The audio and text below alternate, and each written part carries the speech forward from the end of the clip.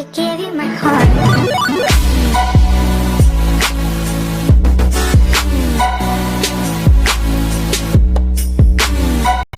Fala, meus playerzinhos, sejam bem-vindos a mais um vídeo. Nesse vídeo eu vou fazer algo diferente. Eu vou pegar o celular do meu pai pra contar histórias assustadoras aqui no canal. Vendo a ideia agora, do nada.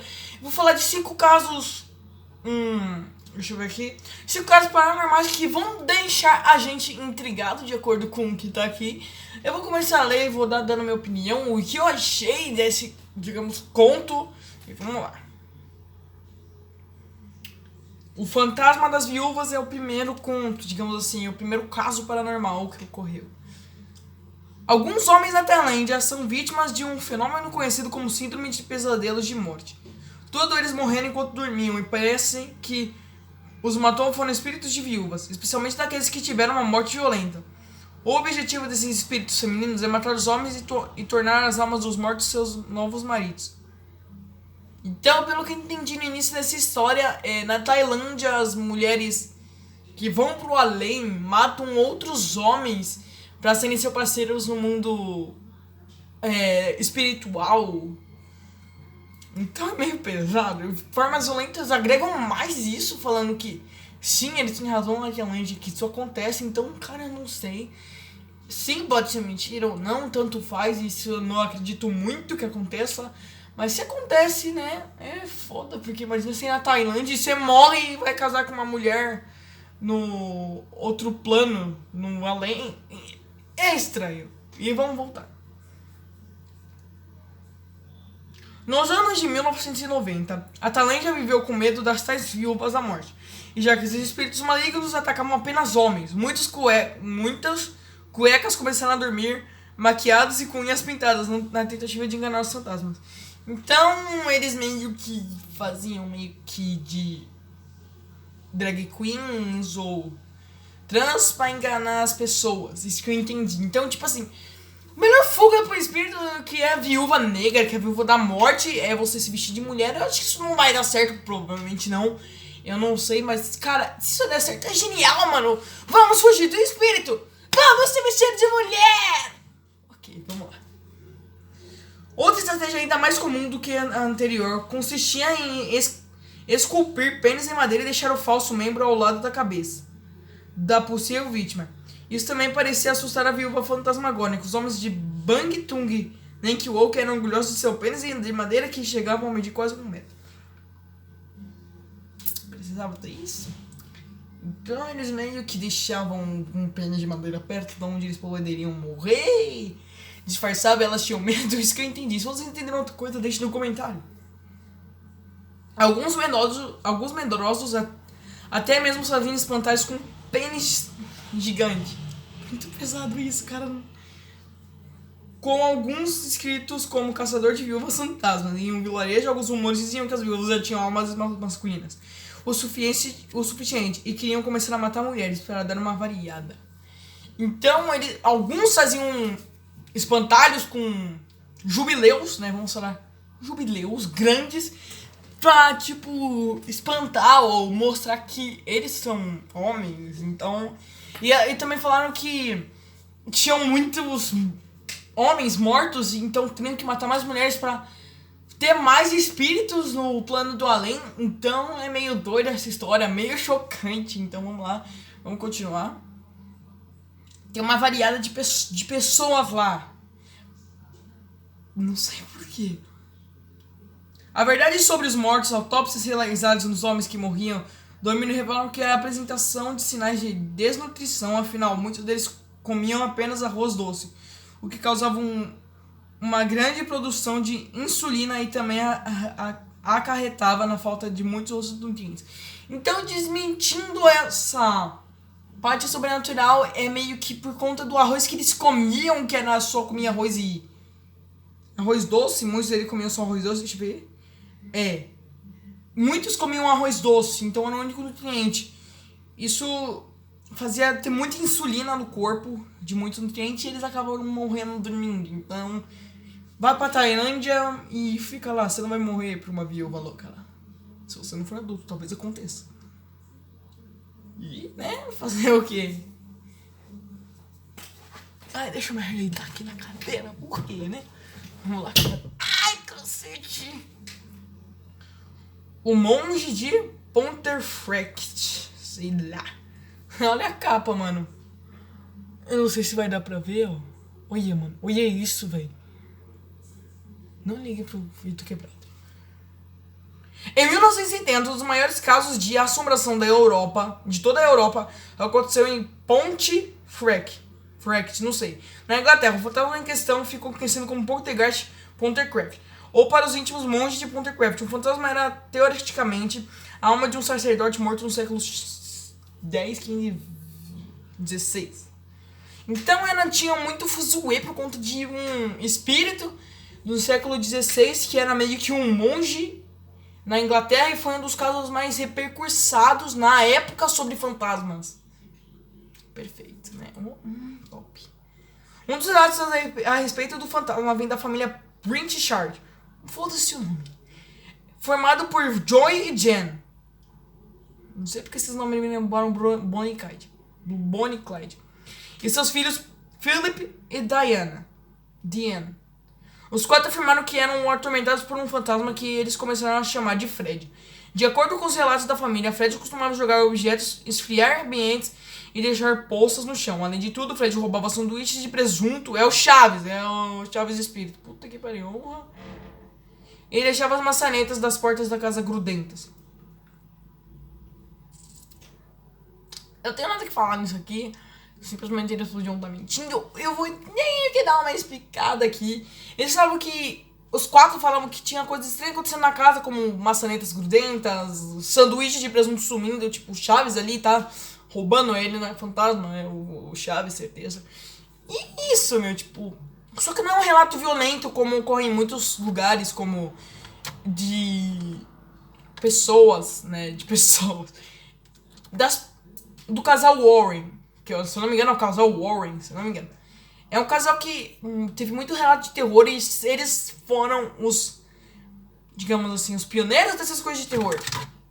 Eles têm a Annabelle original. A Annabelle sim existe, ela fica em um certo lugar escrito não toque. Então, porque ela é um portal para os espíritos e para os demônios. E no lugar que ela tá, entendeu? Então não abre, por favor. Fred ainda tinha outro costume feio. Ele transportava ovos entre os cômodos e, claro, atirava-os para fazer sujeira. Até aí parece que Fred era um Gasparzinho um pouco mais rebelde, mas na verdade ele era muito mais do que isso. Então o cara era um brasileiro nessa porra, mano. Puta merda, mano. O espírito zoeiro. Mano, por que um espírito ia pegar ovo e ia sair tacando nos lugares? Não tem sentido. Espírito mata, velho. Isso aí é história de comédia, é Gasparzinho, mano. É Gasparzinho, velho. Um dos acidentes mais sombrios envolvendo a presença de Fred foi quando o espírito simplesmente agarrou Diane. Não sei falar, foda-se. Quando ela tinha 12 anos e arrastou-o para o andar de cima pelo pescoço. O pescoço da garota chegou a ficar marcado como se isso não batesse. Fred tentou estrangular a menina com fios elétricos. Porra!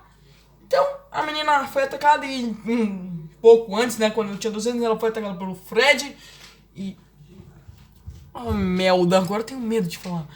E antes disso, ele tentou atacar ela, enforcar ela com fios elétricos. Né, fazer o quê? Se o espírito fosse fazer isso, mano, chama os irmãos Winchester, pô.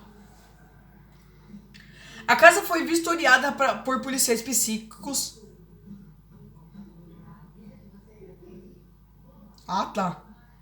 Por policiais psíquicos e até pelo prefeito da cidade. O local foi considerado paranormal por alguns pesquisadores. Carol Fieldhouse. Deixa eu falar.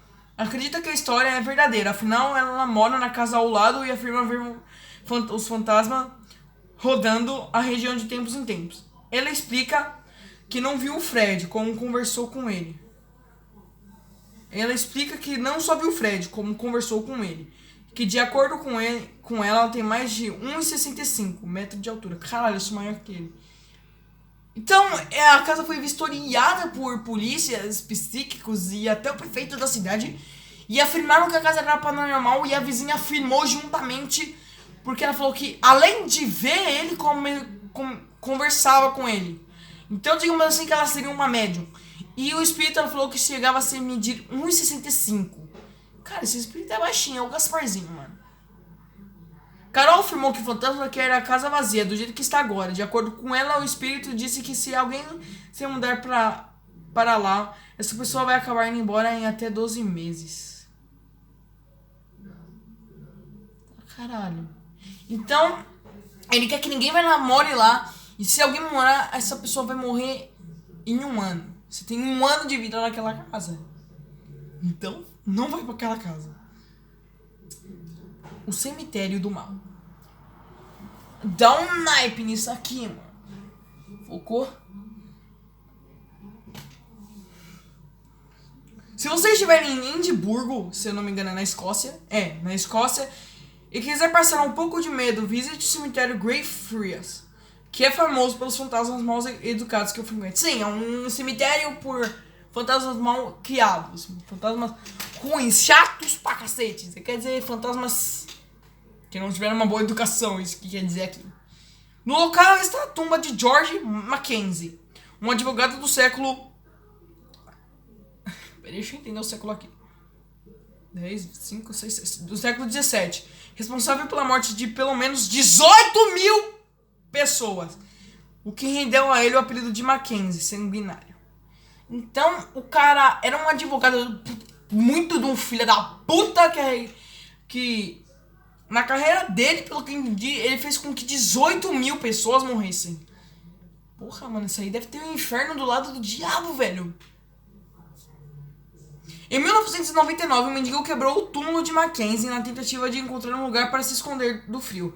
Depois ele caiu dentro do caixão e tudo começou a dar errado. O caixão desmonorou e ele, assustado, começou a correr, tudo coberto de terra. Quem viu a cena foi um cuidador de cachorros, que achou que tinha visto um fantasma e entrou em desespero. O que ele não sabia era que o homem não era um fantasma e que a verdadeira assombração logo chegaria. Então o mendigo resolveu quebrar o túmulo para se proteger e ele caiu no túmulo, caiu no caixão e caiu terra por cima dele e ele ficou assustado e saiu correndo. Um dos cuidadores, um cuidador de cachorro viu e pensou que era fantasma, mas não era, mas então falou que a assombração chegaria depois. Várias pessoas começaram a registrar a ocorrência de eventos estranhos nos arredores do túmulo. A prefeitura até mesmo fechou o cemitério para o público, até que o guia local de turismo John Andrew Henderson marcou um tour fantasma oficial. Desde então, 350 pessoas afirmaram ter sido atacados por um fantasma nos arredores do túmulo de Mackenzie. Então o cara decidiu fazer um tour fantasma no túmulo, onde começou a ocorrer coisas estranhas e 350 pessoas afirmaram que foram atacadas ao redor do túmulo do Mackenzie. Existem muitas histórias de pessoas que tiveram ossos quebrados na visitação e 170 turistas já desmaiaram durante o tour. A outra cova que também pode ser o motivo das formas malignas no cemitério. Greyfriars, a sepultura de um homem chamado Thomas Riddle.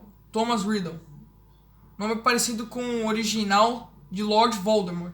Isso se ele não pegou referência, né? Se a J.K. Rowling não viu, que isso é foda aí, vamos colocar que é o Tom Riddle, Tom Avolo Riddle. O fato de ter fãs de Harry Potter frequentemente. Será que o Feiticeiro das Trevas existe na vida real? Então aqui tá falando que a história de pessoas que tiveram braços, pernas, tudo, uma coisa quebrada quando estavam ao redor. E 170 pessoas desmaiaram pelo tour, né, numa parte certa do tour. E tem motivos falam que tem mais motivos da força do mal é quando tem o Thomas Riddle, que pode ser o Tom, que tem muito a ver com Tom Riddle e também traz muitos fãs da saga Harry Potter. Então eles falaram que tipo assim, será que o Feiticeiro das Trevas existe? Se existe, eu quero minha carta, tô esperando até agora. Então a gente pode afirmar que teve um Toby, né? Não sei. Teve um Toby que foi pegando uma câmera aí e falei, é zoeira. O fantasma de Sword Shields. Tá focando? Tá focando. Pronto. Eu não sei se vai estar bom assim, fazer assim, mas vai. No segundo caso, falamos a respeito do que aconteceu em Pontefract, na Inglaterra, certo? Sim, eles falam do Pontefract do padre, do monge Gasparzinho. Pois pertinho dali em Salt Shields é escudo, eu não lembro que é Salt. Tudo começou em 2000. Outra história macabra marcou a cidade. Tudo começou em 2005, quando um jovem casal e seu filho de 3 anos de idade foram assombrados por um espírito maligno. O nome verdadeiro do casal não foi revelado, mas eles são conhecidos como Mark e Marianne. Então eles citam o Pontefract, não sei, e falam que perto dali, em Salt Shields, ocorreu um caso de um espírito maligno atacando um casal e o seu filho de 3 anos, e o casal não foi falado com, não sabem o nome deles até hoje, mas são conhecidos como Mark e Marianne. O casal não foi isso mesmo. E uma noite, Marianne sentiu um cachorro de brinquedo do seu filho atingindo sua nuca. Ela acendeu a luz e viu outro brinquedo do filho voando em direção a ela. O casal se escondeu embaixo de um cobertor, mas sentiu que algo estava tentando puxar a coberta. De repente, Mark começou a gritar de terror e 13 arranhões apareceram em suas costas. Na manhã seguinte, eles haviam sumido. Então falou aqui que a mulher sentiu brinquedos atingindo a nuca dela e era um cachorro. A princípio, ela deve ter pensado que era o filho, eu acho. E eles foram para debaixo da coberta. Porra, puta que pariu. Melhor tática pra se fugir de monstros. Só que eles viram que tinha alguma coisa tentando puxar o cobertor. E o marido dela começou a gritar de dor. E viram 3 arranhões. E na noite seguinte, pelo que eu entendi, no dia de manhã não tinha nada. Então, né, fazer o quê? O espírito quer matar.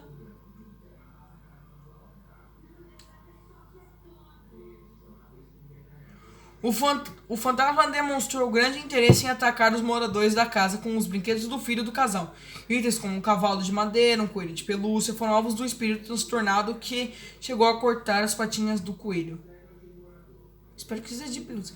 Então ele pegou meio que uma tara por ficar atacando brinquedos de criança nas pessoas.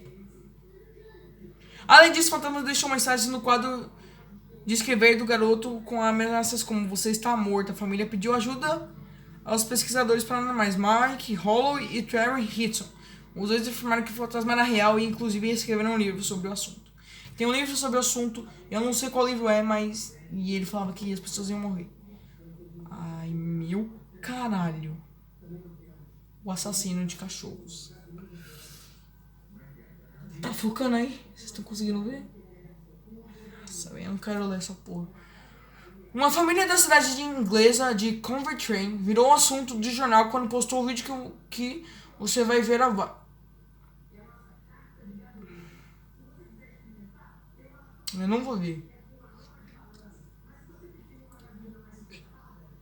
Quando postou o vídeo que você vai ver abaixo, as imagens mostram a porta de um armário abrindo sozinha e uma cadeira sendo movida, também aparentemente sozinha em um quarto. Lógico, o chão não aparece no vídeo. Idem para o interior da malha, então fica a dúvida a respeito da veracidade do material. Eles viram mesas e cadeiras mentindo e postaram um vídeo que pode ser mentira. Lisa Manning, moradora da residência, afirmou que o fantasma existe de verdade e que o espírito foi o responsável pela morte do cachorro da família, que foi misteriosamente empurrado da escada abaixo para provar que estava certo. Lisa solicitou a ajuda de Derek Acorham, especialista em fenômenos paranormais. Ela afirmou que o fantasma disse e falou que foi culpa dele do cachorro ter morrido, que ele foi empurrado por ninguém. Pode ser alguém que não gostava do cachorro empurrou, ou foi o espírito, ela disse, né? Ela falou que foi o espírito.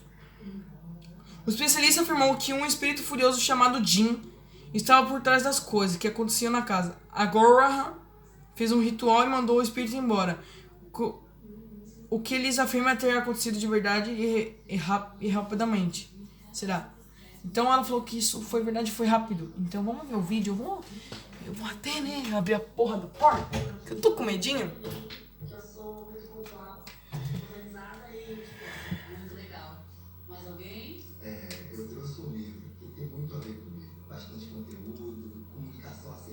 Eu já volto, gente.